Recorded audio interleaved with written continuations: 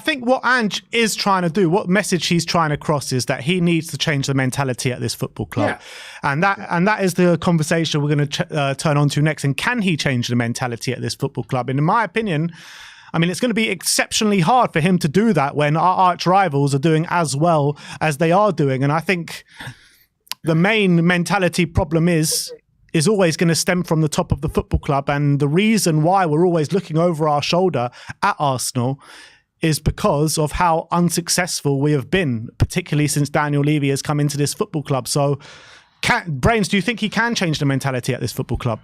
Well, do you remember I came on that time and I bored both of you to near tears but with a 20-minute diatribe of how I saw that he couldn't, because of there is this weird thing now that we have since Poch where, you know, you saw it with, I mean, it happened very, very quick with Nuno, but then with Mourinho, when we're 6 days out from a title, you know, from a game, you know, like but there was, what's important to realize that yes, they made that decision, and that was less about the fans. That was about not paying him money, right? But then in Conte, there was this build-up of fans going, no, don't say anything bad about the manager, right? Because then your manager out, so then that gets shut down. But then so much build-up of, but no, manager out, we don't like the style, and it builds and builds and builds to the point where Levy's always in this case where he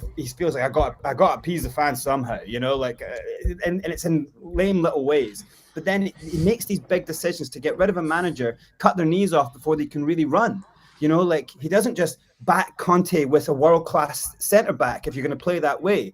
You know, we've built this system. Now we're going to out a manager, a new manager comes in, change the whole system, build a whole mentality. You can see how it's so stacked up against Ange to come into a club that is so desperate for titles. And like, you've got a man in who wants to build a new mentality. He wants to, like, he will risk certain things for certain building blocks to be built. If he's going to get a certain style of play, he wants a play to be a certain way, and he's willing just to go. So he's got the fight of changing not just player mentality, but the way the players have grown up through academies.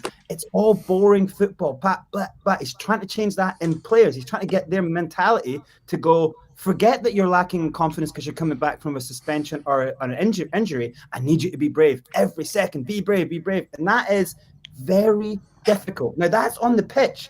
Never mind in the stadium. We're all bipolar. We're all mental. You know, it's so difficult. People have gone through so much in their love for the club. They've taken so many journeys that it's very difficult just to say, this is how we must be now. This is how it must be. I'm going to come in. And it's so hard to believe in one man who's, let's be honest, he's not been in the Prem before. He's coming from leagues that are lower leagues. And he talks about, look, I know what derbies are like. And by the way, I would never equate the NLD to Rangers and Celtic. Rangers and Celtic is a 400-year religious war that's happened between... I've been to those games, Brains. I've been to a lot of them, okay? North London derby's nothing. Yes, and I would really hope that the stuff between Arsenal and Spurs fans never gets to what I've seen happen between Rangers and Celtic fans. You can't take your kids to a lot of Rangers and Celtic games a lot of the time. No chance. The two different gangs that parole outside the stadium, they knife each other. It is all go. So it's very dangerous. The fights happen from before the game all the way through the night. You don't want to live in a world where that is, you know, we share North London. We shouldn't, fair enough. But you don't want to get in that side of the war. But here's a guy coming in saying, well, look, I took one of those teams. Yeah, but you didn't really, because Celtic were, I know Rangers were in a little bit of a dominant streak, but Celtic were close. They weren't that far off. A few players in, a little bit of win, and then it was easy to turn over. This is a different job. This is a magnum opus of a job. It's very difficult to, but look, he loses Harry Kane. He goes through a crazy injury crisis. It was a tough season. We still got fifth. Johnny's right. What we should be coming out of this whole thing is going, look, I saw some really interesting stuff in that City game. Like, we got them, with our press got them to make mistakes on the ball. That mentality that the players did show, that is a building block.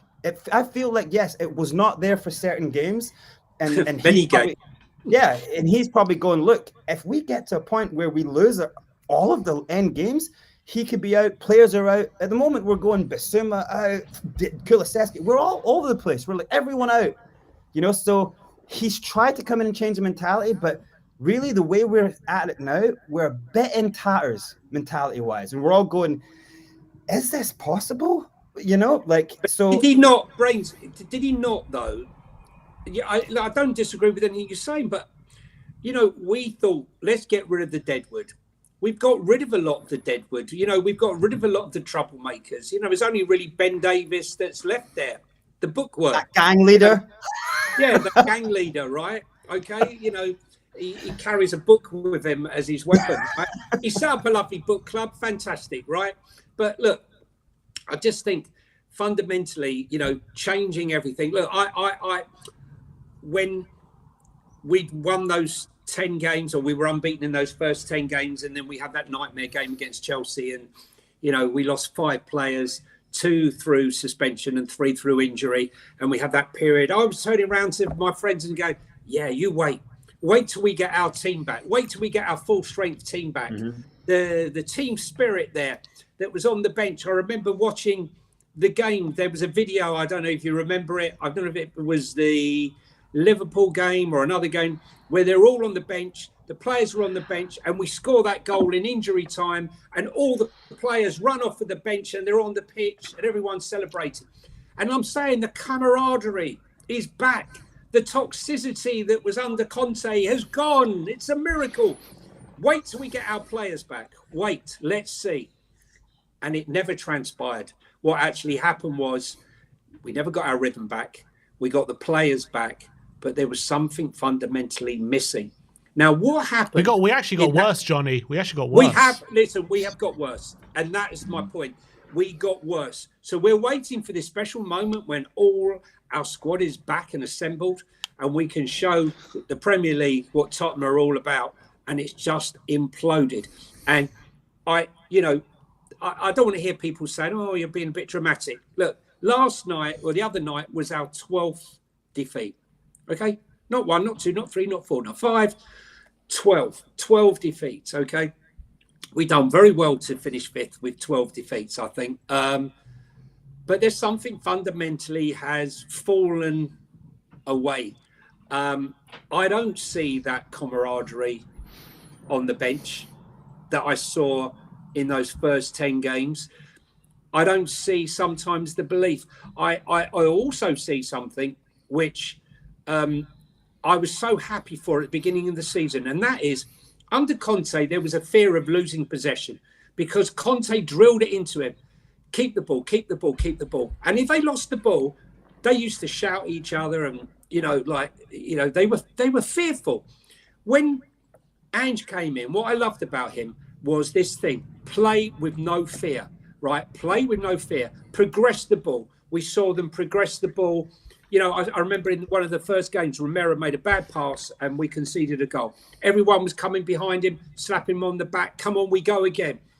And we saw that, willing to take risks. Everyone supporting each other. Now I see James Maddison shouting at Vicario about a pass. James Maddison having a go at someone else on the pitch. And I'm thinking, hang on a minute. I'm thinking to myself, hang on a minute, what's gone on? What has gone on between these games?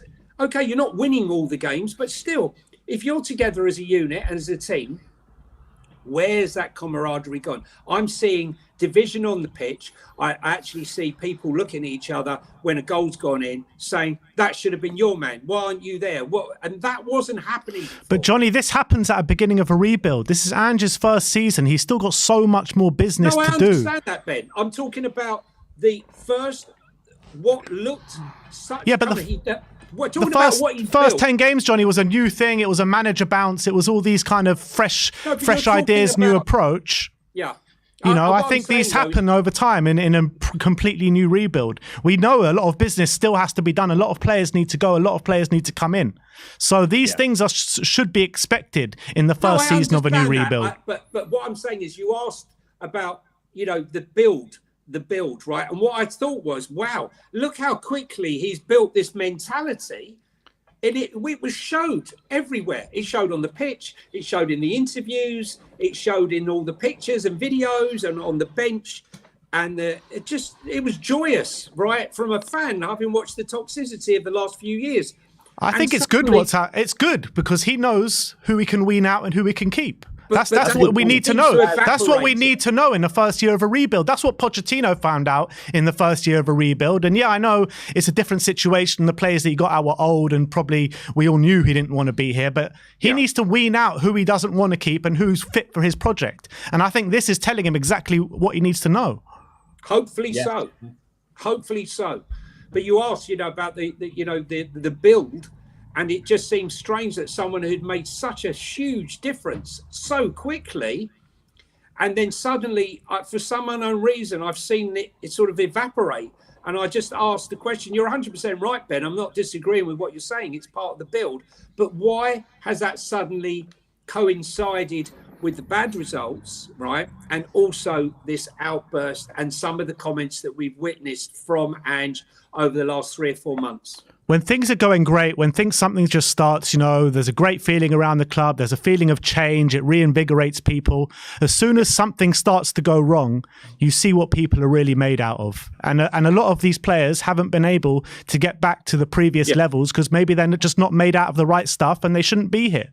I think that's the reality. He's also got to make mistakes as well. Like for me, bringing in Jedinek, having Ryan Mason still involved in really important things is a mistake, and that's not backing from a club. If he's come in there and said, no, you know what? I don't want an attacking coordinator or a defensive coordinator. I actually want Ryan Mason. If that's what he said it though, Brains. He said it. Gianni Vaio, right? One of the top coaches. Well, listen, we scored 23% of our goals. 23% of our goals were scored from set pieces the previous season under Conte, right? And, he didn't do defensive. He did attacking set pieces. Stellini, funny enough, was in charge of the defensive coordination. Both of them have gone, and we've imploded. All right, we've lost our best defensive header of the ball, which was Harry Kane. But, I just, I do worry that was a fundamental mistake. When you see, Brentford, who have brought in some of the top, set piece coaches from around the world, and they've all been poached. Everyone's modern football. Set pieces are very much an important part of modern football, and I think he's dismissing it a little bit lightly that he doesn't need one. But to be fair, Johnny, to be fair to him, I do think that after the Arsenal game or maybe the game after, I do think the defensive set pieces have got better and we have changed our strategy in how we defend those set pieces. We conceded one against Chelsea, the game after. Yeah, so maybe it was the game after that. Well, I think... Have we conceded one since then? I know, we can't tell. It's only been a few games. You need we were conceding one every single game. I know, but... only the third most. Definitely stop zonal marking. They have stopped zonal marking, exactly. So they have changed their strategy on how they defend set pieces. Yeah. But it's you need to see over a longer period, I feel. To build, they've got... And I think you've seen that, they have been firing and bringing extra staff in certain areas. His whole thing is a delegator. That's his style. Like he handles mentality, game state, and formation of play. But he needs things to be delegated. So then you must get winning mentality guys to delegate. And I'm sorry, but how is Miles Jedinek a winning mentality guy? How is Ryan Mason a winning mentality? Right? So you need everyone around the team. Every single person with a voice that's around that team needs to be winning mentality. And I'm sorry, one of the flaws in his, and I used it as a kind of what I'm trying to imagine his approach is, we go forward no matter what. I don't agree with that, by the way. I think you don't build a winning mentality by potentially losing some games. You build a winning mentality by winning at all costs. Do what it takes to win. If you go up against a team, I know that you're trying to get people to go forward and be brave, but you must have a setup that allows you to fall in place. How many games do you see teams when they're up 2-0 up Chelsea last night, everyone behind the ball fighting for every second to not lose a goal, How we should be able to do that. The one thing I did like about Mourinho and that I did like about Conte is that they formed the 5-4 line and they stopped things and they made the white wall. Like, we need to have a bit of that in as well. And I think that would add. I don't think it's weak mentality if you get everyone behind the ball. I don't think that's weak at all. I say that's strength. Like come at us.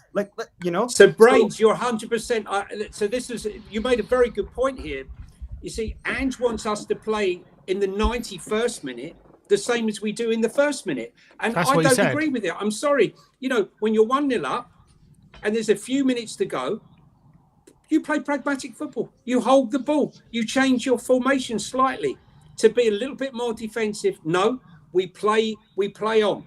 We don't, we don't change our philosophy. Well, I'm sorry, as in-game management, and I don't know how many games we've lost or we've thrown away from that. I know we've won plenty, but I just think that sometimes, you have an ethos and you have a way and a mythology, but sometimes you need to tweak it just a little bit because this is the Premier League. This is the elite of football, the elite football managers, elite football players. And sometimes your mindset of what you've used in the J League and Australian League and the Scottish SPL is great. But this is the big boy league now. And sometimes you have to adapt or die. And sometimes, I think you can adapt. I think you can adapt. We saw it on Tuesday. Second last game of the season, though. 37 games, Simeon. Okay, but this is first year. I think, but I think this season he has chopped the team around a lot. I think he does have a stubbornness about him, and I do think his willingness to adapt mid-game and game management will be, what wins or makes him a success or a failure of this club. But I do think he can do it, and I think Tuesday did show a bit of a willingness to experiment a bit more, which is something I've been calling on him to do the whole season. I know second last game of the season, but hopefully that will lead into something next season. Did he experiment, Tim? Did he really experiment? He did, yeah, I think so. Right, was he not forced into the experiment? If Destiny was fit, Dragusin would be sitting there gathering dust on the bench, and we'd be hearing his agent talking about Napoli or wherever. Well, the last few games, he hasn't played a false nine without when Richarlison's been injured. In this one, he did. Yeah. So I think that was a bit of an experiment, which I think was something he changed and did tweak. And hopefully next season, I do want to see more of that. But I also think it's very important to drill in as much as possible the way he wants to play. He wants to drill it in so it becomes second nature to the team. And that is always going to cause bumps in the road. That's always going to teams are going to exploit it. And teams are, when you're not there yet, when you're not 100% like perfectly oiled machine where this like the whole system second nature and you've perfected it, there's always going to be teams who adjust to stop you and blah blah blah. But I guess the thinking is, in a year's time or next season, another pre-season under our belt and all this kind of stuff, then this team will have perfected how we want to play. And then all of a sudden, regardless of whether teams know how we want to play or not, we're going to be very, very difficult to stop. And what about the 5 new signings? What about the 5 or 6 new signings? So they're going to have to start at the beginning again. So the difference is, Johnny, everyone had to start at the beginning this time. Now it's only going to be 5 players starting at the beginning. That's a difference. So it's different. If you've got 5 players getting integrated into a team where everyone knows their role, it's different to the whole team looking to get integrated into their role. Especially from pragmatic football. Exactly, especially from doing a 180. So I think we need a bit of patience on that side. And for me, it's not a case of looking for him to change it up even now, although I would like him to do in certain scenarios. I'm fine with him just continuing to play as he is right now. But if at the end of next season we're still having the same conversation, then we got a problem, I think. Well, I would view it like, what my absolute hope is, and I think the answer to the question is, can he change the mentality? I think it is yes. If he says, like, if he looks at it like, look, I came in and I didn't change a single thing about how I view the game, and it got us 5th. But if he looks at the losses, if he looks at the way that we lost certain games, in the momentums that we lost them in, then hopefully he would go, okay, well, this was right about the season, and this here was wrong. This is how we lost games. Now, this is what I'm going to build on in the market and pre-season, and this is what we move forward on. We fix the things that we now know is a problem. Number 9 is a problem. We aren't scoring. We didn't fill the gap of Harry Kane. Now we need to do that in the market, but also the having the right backs, left backs, so that we don't get in the situation when one player's out, we're dead. We are dead, you know. And also that he understands what we were talking about a couple of seconds ago is that football at every level, at grassroots all the way through, is a game of momentum. A team can be up. As soon as momentum changes, you can lose 2-3 goals like that in football. Mm-hmm. So he has to understand that it's you in the moment when a team has the momentum on you. I'm sorry, you cannot just go forward. It's an amazing thing to try get people to do, but when the tide is done that way, it just takes a little bit of a moment for you to put your feet in the ground, get everyone in line strong, hold, then change the moment and start again.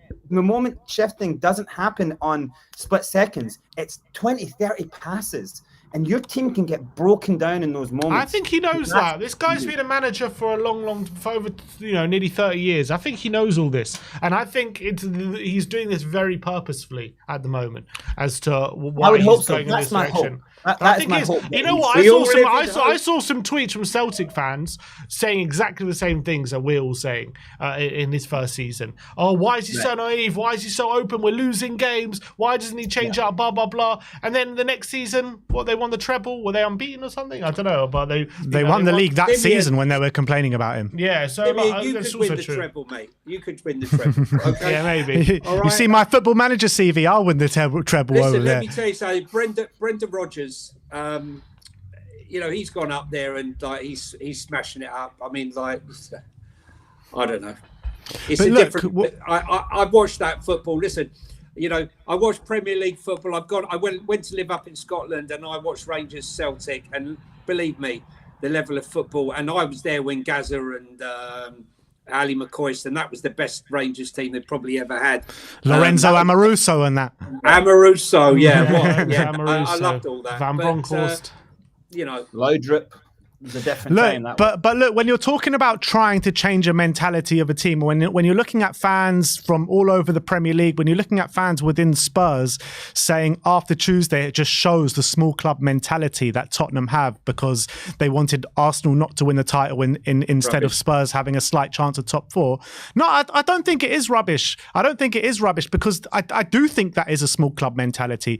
But what can they expect from Spurs when we've acted like a small club for the past 30 years? Like, this all stems from the top. We have been acting like a small club year in, year out. The only time in the history of Spurs, which I can remember by supporting Spurs, is the moment where we haven't cared about Arsenal is under Pochettino over those 2-3 years when we were better than them. That's the only time in my Spurs supporting history that I can remember not caring about Arsenal because they were all the way down there and we were up there fighting for a title, getting to Champions League final. Tottenham Day. That we got rid of that, but now it's all back. Yeah. But how can you expect us to not have a small club mentality when we're sacking managers a few days before a cup final? How can you expect us not to have a small club mentality when in 1991 we broke the record for the amount of FA Cups and now we're sitting here 2024 and Arsenal have almost doubled that? You know what I mean? We have been acting like a small club year in, year out for so many years now, and this kind of way of just trying to tell the fans stop acting like a small club. No, I'm sorry. It stems much further and deeper than that. This goes from the top of the club all the way to the bottom. So unless Spurs start acting like a big club, then that is when the mentality is going to change. And that has got to be in tandem with Ange Postecoglou and Daniel Levy and everyone that is working in the back end of the club to try and take this club forward. It doesn't start from the fans. This starts from inside the club. Yeah, that's spot on. Can't disagree with you there, Ben. I mean, what I meant by small mentality, we all want to win. We all want to win. I don't want to be defined by Tuesday of what the press, produced, to create something. And I don't want to be defined by that because I don't feel that that's me, and I don't feel that's the vast majority of Spurs fans. The vast majority of Spurs fans want more than what we're giving. But we somehow along the line, this fan base, and I think this suits Daniel Levy, has become so divided. I thought we were united once again. after those games when we won against Liverpool and Sheffield United, there's late goals and everyone was dancing in the stands. I thought, thank God, we're all united once again. But I feel this toxicity and division has returned to the club, and that only suits one man, the man at the top. Because if we were united and got together and we called upon the board to change the way forward and take us to the promised land. That's what Arsenal fans did when they marched on Kroenke, right, and said, we want change, you know, and they got it. And they backed their manager, and the rest we can see, you know, ever since then, with money and finance and quality players. And if we were united and we managed to get the ball to realise, you know, we're all in this together, we're all against you. You need to change. You need to back this manager or the right manager with finances and the right players, then we'll be fine. But whilst we're all divided, we're playing into the hands of the owners, I feel.